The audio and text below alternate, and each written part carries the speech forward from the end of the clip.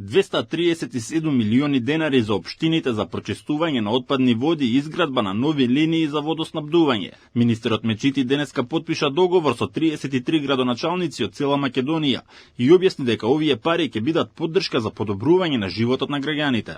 Денеска солемно се потпиша 44 проекти од 33 општини, без разлика на етничката, политичката припадност, имаше и од опозиција, и од опозиција, и албанци, и македонци.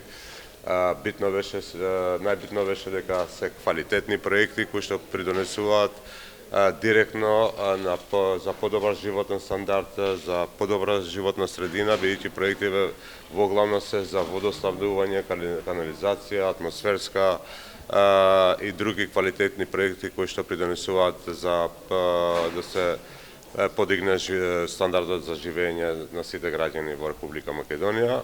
Парите кои се обезбедени од Министерството за животна средина не се дел од унгарскиот кредит, туку се обезбедени со ребалансот на буџетот, со кој се обезбеди и дополнителни половина милион евра за чистење на диви депонии.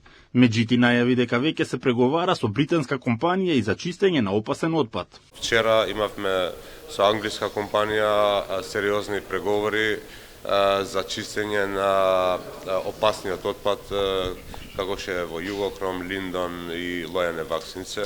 10 милиона денари се издвоени за дивата депонија во Никуштак и во Кочани, и плюс со ребалансот помина уште 30 милиони денари, тоа се околу 500.000 евра за чистење на диви депонии и покрај тоа што се чиста надлежност на општините во однос на дивите депонии.